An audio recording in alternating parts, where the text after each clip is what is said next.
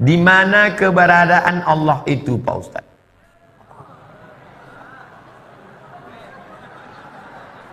Setengah mengatakan di atas, setengah mengatakan di bumi. Allah ada di mana? Kenapa Allah tidak kelihatan? Dan bagaimana berhubungan dengan Allah Subhanahu wa Ta'ala? Ini insya Allah cuma 5 menit saya jelaskan, ikhwani. Ada yang mengatakan sudah istiwa itu artinya bertempat. Allah punya tempat, tempatnya di aras. Yang punya tempat itu makhluk. Allah tidak dibatasi dengan tempat. Assalamualaikum warahmatullahi wabarakatuh.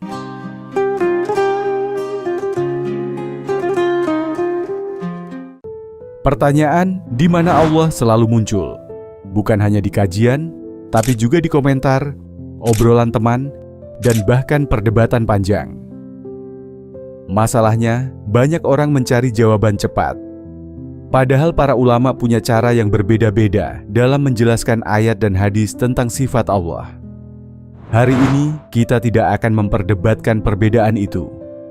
Kita akan memahami bagaimana 3 ulama kita menjelaskannya, agar hati kita lebih tenang dan ilmu kita lebih tertata. Kita mulai dari penjelasan yang paling menggugah logika. Ustadz Abdul Somad sering menjelaskan topik ini dengan gaya retoris yang membuat kita berpikir ulang tentang konsep arah, tempat, dan batasan. Beliau membuka dengan sebuah dasar besar, bahwa sebelum waktu dan tempat ada, Allah sudah ada. Dan disinilah penjelasan beliau menjadi sangat menarik. Menurut saya, Pak Ustadz, Allah itu di bumi. Kenapa Allah itu di bumi? Ini ayatnya. Wa huwa ma'akum aynama kuntum. Dia bersama kamu di mana kamu berada. Saya sedang di Rokan Hulu, berarti Allah sama saya di sini. Kata yang satu lagi, Allah di langit. Mana ayatnya? Nih. Ar-Rahmanu 'alal arsy istawa. Allah duduk di atas kursi. Aras di atas. Oleh sebab itu dalam akidah Ahlus Sunnah wal Jamaah, apa kata Sayyidina Ali? Allazi ayyanal aina la yuqalu annahu aina. Dia yang sudah ada sebelum waktu dan tempat ada, maka tak layak ditanya dia berada di mana. Dia sudah ada sebelum tempat itu ada. Dia sudah ada sebelum waktu itu ada. Yang layak ditanya di mana Abdul Somad, waktu sudah ada sebelum Abdul Somad ada. Tapi dia yang sudah ada sebelum waktu dan tempat ada, maka tak layak ditanya kepada dia di mana. Allahu munazzahun anil jihatis sit, kata akidah Thahawiyah. Allah suci dari 6 arah. Sit 6. Dia tak di muka, dia tak di belakang, dia tak di kanan, dia tak di kiri, dia tak di atas, dia tak di bawah. Dia dekat, tak bersentuh, dia jauh, tak berantara. Maka dikaji dalam ilmu aqidah. Islam tak lepas dari 3. Aqidah, syariah, akhlak. Aqidah, wujud, qidam, baqa, mukhalafatul hawadis, qiyamuhu binafsi, wahdaniyah, qudrat iradat. Kalau dia bisa ditunjuk, di mana Allah? Allah di atas. Maka batallah ayat 2. Walam yakul lahu kufuwan ahad. Dia tak setara dengan apapun. Kalau bisa dia ditunjuk Allah di atas, berarti sama dengan lampu di atas. Bapak Ibu yang dimuliakan Allah. Oleh sebab itu Ahlus Sunnah wal Jamaah mengajarkan Allah maujud bila makan. Allah itu ada tanpa tempat. Karena kalau dia bertempat, maka dia bukan Allah. Allah duduk di atas kursi. Kalau Allah duduk di atas kursi, berarti kursi itu lebih besar daripada dia. Oh tidak Pak Ustaz, kursinya kecil. Oh kalau begitu dia besar, kursinya kecil. Tak muatlah dia di kursi itu. Lalu apa makna ayat Allah duduk di atas kursi? Maknanya kuasa. Itu makna Ar-Rahman 'alal arsy istawa. Kata akidah Asy'ariyah, Abul Hasan Al-Asy'ari. Bapak Doktorandus Haji Ahmad MSI duduk di atas kursi Bupati Rokan Hulu selama 2 periode. Apakah artinya Pak Ahmad duduk aja di kursi? Tidak. Apa makna ungkapan itu? Bapak Doktorandus Haji Ahmad MSI duduk di atas kursi Bupati Rokan Hulu selama 2 periode. Artinya duduk di atas kursi itu artinya isti'la, berkuasa. Itu maknanya. Jangan dikatakan Allah duduk di atas kursi. Kalau Allah duduk di atas kursi, maka menyamakan Allah dengan makhluk. Na'udzubillah. Setelah penjelasan Ustadz Abdul Somad, sekarang kita beralih ke pendekatan yang lebih tekstual. Ustadz Khalid Basalamah menjelaskan ayat dan hadis tentang istiwa dengan penyampaian yang sederhana dan apa adanya. Salah satu hadis yang sering dijadikan rujukan dalam pembahasan ini adalah hadis tentang seorang budak perempuan. Dan dari sanalah arah penjelasannya menjadi jelas. Allah Azza wa Jalla ada di atas langit. Dan itu banyak dalam firman Allah. Allah mengatakan tsumma stawa 'alal arsy. Allah Subhanahu wa taala bersemayam di atas arsy-Nya, dan arsy-Nya ada di atas langit. Nanti akan saya jelaskan hadisnya. Kemudian juga kita tahu hadis Bukhari yang menjelaskan tentang sholat malam. Kalau tertinggal sepertiga malam, kata Nabi SAW, Allah turun ke langit bumi, turun dari atas ke bawah. Hadis Bukhari yang lain, pernah ada seorang laki-laki lewat, seseorang lewat, tidak disebutkan laki-laki atau perempuan, kemudian diikuti oleh budak wanitanya di Madinah. Lalu kata Nabi SAW, berhenti sebentar, saya ingin tanya budak kamu ini. Maka tuannya pun mengatakan, silakan ya Rasulullah. Tapi ini saya tidak tahu ya tuannya laki-laki atau perempuan. Intinya waktu itu ditahan. Lalu kata Nabi SAW kepada budak wanita itu, di mana Allah? Pertanyaannya itu.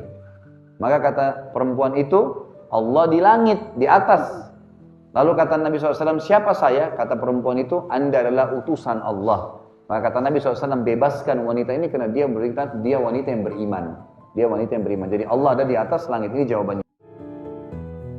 Setelah dua pendekatan yang terkesan berbeda, kita masuk kepada penjelasan yang paling menata dan menengahi. Ustadz Adi Hidayat menjelaskan bahwa ulama memang terbagi pada dua metode besar, membiarkan ayat apa adanya, atau menakwilkan makna dengan tetap menjaga keagungan Allah. Tujuannya satu, jangan sampai sifat Allah disamakan dengan sifat makhluk. Dan inilah bagian yang membuat pembahasan ini terasa utuh. Apakah benar Allah di atas arsy? Dan apakah arsy harus kita rubah dari mana aslinya? Karena tidak mungkin Allah bergantung pada makhluk. Tayyib, Ar-Rahmanu 'alal arsy istawa. Surat Taha itu. Ya, Ar-Rahmanu 'alal arsy istawa. Allah Subhanahu wa taala dalam arsy-Nya istawa. Dalam memahami istiwa ini ulama sudah terbagi pada beberapa pendapat. Umumnya dua pendapat. Kata pendapat yang pertama, istiwa itu maklum, diketahui sesuai dengan pengetahuan Allah. Karena sesuai dengan hukum Allah, kita tidak perlu kemudian menafsirkan, biarkan ayatnya saja seperti itu. Ada ayat-ayat muhkamat yang pasti diketahui oleh kita, ada ayat mutasyabihat. Dalam ayat mutasyabihat jangan banyak dipertanyakan, karena itu bagian dari tingkat keimanan. Keimanan itu bukan untuk disoal, keimanan itu diyakini. Jadi kalau ada istiwa, ya sudah istiwa. Bagaimana istiwanya nggak usah ditanya, karena segala yang terkait dengan Allah hanya Allah yang memahaminya. Jadi nggak usah banyak ditafsirkan, tidak usah banyak ditakwilkan. Arasnya ada, sudah di aras. Bagaimana arasnya? Nggak usah ditanya. Makanya kata Imam Malik rahimahullah, ya, lihat, al-istiwa'u ma'lumun ma'rufun. Istiwa itu diketahui, itulah istiwa. Was-su'alu anhu bid'atun. Bertanya bagaimana istiwa di aras itu bid'ah. Jadi kalau kata Imam Malik, pertanyaan ini bid'ah. Yang kedua itu menakwilkan. Jadi kalau antum ingin menafsirkan, jangan tafsirkan seenak antum, dibawa pada pemahaman yang beda dengan makhluk. Sebetulnya inti pembahasannya, pemikirannya sama. Apa di antara kesamaannya? Jangan samakan sifat Allah dengan sifat makhluk. Tanzihu sifatillahi subhanahu wa ta'ala al-khaliq min sifatil makhluk. Menyucikan sifat Allah dari sifat makhluk.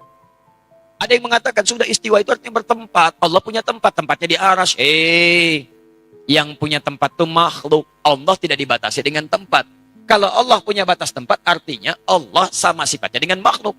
Ya, artinya mujassam itu menempat. Kalau sudah punya tempat, berarti menempat sama dengan makhluk. Gak boleh. Kalau Allah kemudian butuh tempat, berarti punya kebutuhan. Sedangkan Allah maha luas, laisa kamitslihi syai'. Allah menempat, berarti butuh tempat. Ketika Allah tidak ada di tempat itu, di mana Allah? Jelas ya? Nah, itu ada masalah dalam akidah. Makanya kalau antum ingin memahami ini, kalau ingin tetap memaksakan tempat, ditakwilkan. Takwilkan. Jangan dipahami demikian, tapi dipahami dengan nilai yang terkait dengannya. Apa diantaranya? Istawa, bimakna istaula. Menguasai, mengatur. Aras jangan diartikan dengan bertempat di situ. Tidak, artikan dengan di arasnya itulah Allah mengatur. Menguasai. Menguasai aras, menguasai alam dan sebagainya. Cara paling gampang, yang seperti itu, kalau ingin paling gampang, sudah antum yakini saja, belum punya ilmu, diimani, jangan banyak dibahas. Termasuk pertanyaan seperti ini. Ya, simpan aja, yakini aja, jangan terlibat pada hal-hal diskusi yang tidak meningkatkan iman. Atau membuat antum justru saling meninggalkan ibadah, lupa dengan nilai-nilai yang lebih penting.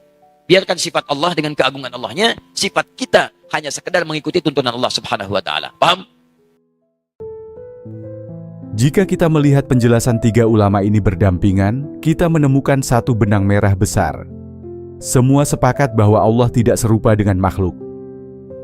Perbedaan hanya muncul pada cara menjelaskan, bukan pada akidah dasarnya. Ada yang menegaskan dalil apa adanya. Ada yang lebih kuat dalam penyucian sifat Allah. Ada yang merapikan keduanya, agar umat tidak bingung. Pada akhirnya, selama kita bertanya pada level kesadaran manusia, pertanyaan di mana Allah akan sulit menemukan jawaban yang memuaskan. Karena Allah tidak diukur oleh arah, tidak dibatasi oleh ruang, dan tidak didefinisikan oleh logika yang kita miliki. Dan di titik itu kita mengerti bahwa pertanyaan di mana Allah bukan tentang ruang yang bisa kita tunjuk, tapi tentang hati yang sedang mencari arah. Wassalamualaikum warahmatullahi wabarakatuh.